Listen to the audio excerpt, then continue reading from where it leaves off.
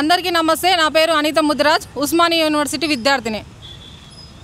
ఈరోజు కాంగ్రెస్ 42% రిజర్వేషన్ అనే బీసీలకు తీసుకొచ్చిన బిల్లుకు నేను ఫుల్ మద్దతుగా ఇస్తున్నా. ఎందుకంటే ఒక బీసీ బిడ్డగా చెప్పాలంటే స్వాతంత్రం అంటే ఆర్థికంగా రాజకీయంగా ఎవరైతే లబ్ధి పొందిరో వాళ్ళకు మాత్రమే స్వాతంత్రం వచ్చినట్టు మన దేశంలో. ఇప్పుడు బీసీలను చూసుకున్నట్లయితే మాకు స్వాతంత్రం అనేది లభించలేదు. ఆర్థికంగా రాజకీయంగా మా ప్రజలు వెనుకబడి ఉన్నారు. మెజార్టీ ప్రజలు మా భారతదేశంలో బీసీ బిడ్డలుగా మేమున్నాం, కానీ పరిపాలించబడుతున్నారు మా ప్రజలు. ఇక్కడ మాకు అన్యాయం జరుగుతుంది. చూసుకున్నట్లయితే ఈ కాంగ్రెస్ ప్రభుత్వము ఎప్పుడు కూడా బీసీల గురించి మాట్లాడలేదు. ఈ 42% తీసుకురావడము ఒక పాలమూరు బిడ్డగా నేను సంతోషిస్తున్నా. రేవంత్ రెడ్డి గారికి నేను మద్దతు ఇస్తున్నా. సో ఇటు BJP party stand, BJP party ఏమో 9th షెడ్యూల్లో పెట్టబోము అని చెప్పి బీజేపీ పార్టీ చెప్తుంది. ఏమంటారు మీరు?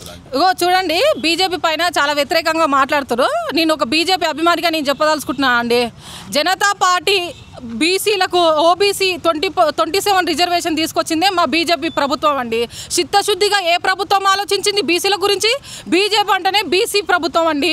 బీజేపీలోనే బీసీ ఉందన్నమాట. 6% ఉన్న ఓసీలకు కూడా 11%, 10% ఈడబ్ల్యూఎస్ రిజర్వేషన్ తెచ్చింది కూడా బీజేపీ పార్టీ. దాన్ని మీరు సమర్థిస్తున్నారా? సమర్థిస్తున్నామంటే అందులో ఓన్లీ ఓబీసీ అంటే వాళ్ళు రెడ్డిసే లేరు, అందులో ముస్లిం వాళ్ళు కూడా ఉన్నారు, ఈడబ్ల్యూఎస్లో ఉన్నారు. సో నేను దానికి సమర్థిస్తున్నా. అంటే వాళ్ళకంతా ఇచ్చేది లేదని నేను నా ఉస్మానియా యూనివర్సిటీ విద్యార్థిగా నేను చెప్తున్నాను. అవును, అది కూడా బీజేపీ పార్టీ చేసింది.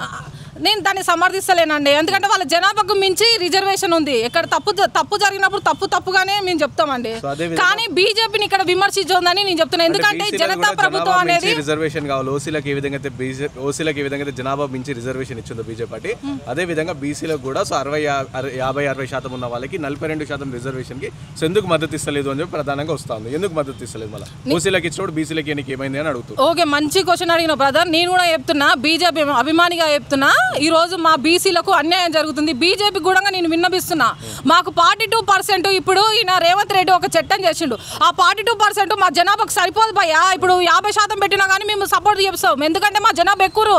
ఈరోజు దేశ సగ జనాభా కంటే ఎక్కువ ఉన్నారు. ఆ 42% సరిపోదు. అందులో ఇంకా ముస్లింలను యాడ్ చేస్తారంట. ఈ కాంగ్రెస్ ప్రభుత్వం, ఈ కాన్స్ ప్రభుత్వం అనడం వల్ల తప్పులేదు భయ్యా. కాంగ్రెస్ బిలాంగ్స్ టు కాన్స్ ప్రభుత్వం. కాన్స్ ఎందుకంటే వాళ్ళ ముస్లింలను యాడ్ చేయడం ఎందుకు? ఒక చట్టం చేసింది మేము సపోర్ట్ చెప్తున్నాం, కానీ ఆ కాంగ్రెస్ వాళ్ళు వాళ్ళని ముస్లింలను యాడ్ చేయొద్దని అంటున్నా. ఈ చట్టం చేయడానికి గవర్నర్ దగ్గర కొన్ని బిల్స్ ఉన్నాయి. ఆ బిల్స్ అనేది యాక్సెప్ట్ చేస్తలేదు. ఎందుకు బీజేపీ పార్టీ ఆ గవర్నర్తో మాట్లాడి ఎందుకు యాక్సెప్ట్ చేయనిస్తలేదు అని చెప్పి కూడా ప్రధానంగా వస్తుంది. అంటే ఈ మెయిన్గా హైకోర్టులో ఏదైతే స్టే విధింది దానికి కారణం గవర్నర్ సంతకం లేదని చెప్పేసి. సో ఎందుకు బీజేపీ పార్టీ మళ్ళీ ఎందుకు దానిపైన కొట్లాడతలేదు? గత మన ముందు చూసుకున్నట్లయితే కాంగ్రెస్ ప్రభుత్వం ఉన్నప్పుడు చూసుకున్నట్లయితే దేశంలో బాంబుల మోత మోగేదనమాట. ఇప్పుడు చూసుకున్నట్లయితే దేశ ప్రజలు ప్రశాంతంగా నిద్రపోతురు.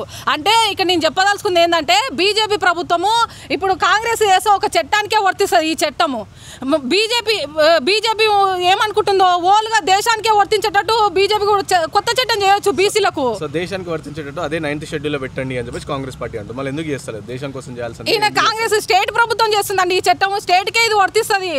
ఇప్పుడు దేశం బీజేపీ ప్రభుత్వం చేస్తే దేశానికి వర్తిస్తుంది. సో బీజేపీ చేస్తుందేమో చెప్పలేము. బీజేపీ ఏది ముందుగా చెప్పి చేయదండి, చేయకుండా చేస్తుంది. ఎన్ని చట్టాలు చేయలే కాంగ్రెస్ ప్రభుత్వం. కనీసము చెప్పేసింది. అసలు ముస్లిం వాళ్ళకు మహిళలకు చూసినావా? ఆ తలాక్ చట్టాన్ని రద్దు చేసింది. ఇప్పుడు మహిళా బిల్లు కూడా తీసుకొచ్చింది చట్టసభలలో మా ప్రాతినిధ్యం ఉండడానికి. చెప్పకుండా చేస్తుంది బీజేపీ అంటేనే ఎవరు తీసుకున్నటువంటి చర్యల ముందు ఉంటుందండి బీజేపీ ప్రభుత్వం. బీజేపీ పార్టీ అధికారంలోకి వస్తే నెక్స్ట్ లాస్ట్ 2019 టైంలో తన మేనిఫెస్టోలో పెట్టింది. అధికారంలో వస్తే కులగణన చేస్తాం, దేశ కుల జనగణన చేస్తాము. సో అంతా దేశాన్ని అంతా కలిసి కూడా ఒకసారి కౌంటింగ్ చేస్తామని చెప్పారు. సో రిజర్వేషన్ వేస్తామని చెప్పి మరి ఎందుకు చేయలేకపోయింది 10 ఏళ్ళగా? 10 ఏళ్ళు అంటే చేస్తుంది. ఇప్పుడు అంటే ఇప్పుడు ఇంకా అయిపోలేదు కదా. సెన్సెస్ పార్టీ అధికారంలో వచ్చి 2 సంవత్సరాలు అయింది, అది కూడా చేస్తుండొచ్చు కదా. ఎవరు కాంగ్రెస్ చేస్తుందా? బీజేపీ 10 ఏళ్ళుగా చేయండి, కాంగ్రెస్ పార్టీ 2 ఏళ్ళు ఎట్లా చేయమంటారు? కాంగ్రెస్ జస్ట్ ఈ చిత్తశుద్ధితో కూడా ఈ 42 రిజర్వేషన్ అనేది బిల్లు చేయలేదండి. వీళ్ళకి చిత్తశుద్ధి అనేది లేదు. జస్ట్ సెంట్రల్లో ఉన్నటువంటి బీజేపీ ప్రభుత్వం పైన తొయ్యడానికి వీళ్ళు చేస్తారు. వీళ్ళకి చిత్తశుద్ధి ఉంటే మంచి బిల్లును చేసడం దేశము పైన ఎత్తేయడానికి చేస్తారండి. నేను ఇంకోటి చెప్తున్నా అండి.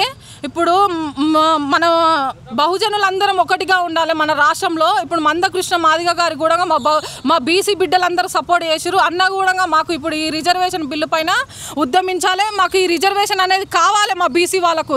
ఎందుకంటే ఈరోజు మేము పరిపాలించబడుతున్నాము, మా జనాభా ఎక్కువ ఉంది, మా ఓట్ల ద్వారా ఈరోజు ఉంది, మేము బానిస బతుకులు బతుకుతున్నామని మేము అడుగుతున్నాం. మాకు ఈ రిజర్వేషన్ కావాలి, ఓయూ విద్యార్థిగా ఈ రిజర్వేషన్ కావాలని నేను కోరుకుంటున్నాను. ఇక్కడ అసలు బీజేపీ బీసీలకే రాష్ట్ర అధ్యక్షుని పదవి ఇవ్వలేదు, మరి బీసీలకు సాయం చేస్తుందని చెప్పేసి కాంగ్రెస్ పార్టీ నాయకులు అంటున్నారు. ఏం చెప్తారు?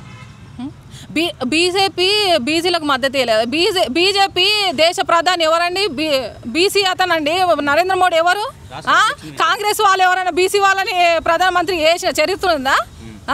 రాష్ట్రపతి ఎవరండి? ఒక దళిత మహిళని, ఒక ఎస్టీ ఆమెని ఈరోజు రాష్ట్రపతిగా కూర్చోబెట్టిన చరిత్ర మాదండి. అసలు కాంగ్రెస్ అంటేనే రెడ్డిల రాజ్యం. ఈడ ఏం నడుస్తుంది? తెలంగాణలో రెడ్డిలు ఉన్నారు, రెడ్డిలు పరిపాలిస్తున్నారు మనని. మనం ఇంకా బీసీలకు ఒకటే మాట చెప్పగలను, అందరూ ఈరోజు ముందడుగు వచ్చి మన బీసీ రిజర్వేషన్లు సాధించుకోవాలి. ఈరోజు ఎన్డీఏ ప్రభుత్వం కూడా మాకు బీసీలకు ఒక చట్టం చేయాలి. మీరు చట్టము దీన్ని అంగీకరించకపోతే బీజేపీ ప్రభుత్వానికి నేను చెప్తున్నా, మీరు ఒక చట్టమైనా ఇమ్మీడియట్గా మాకు చేయాలని నేను కోరుతున్నా.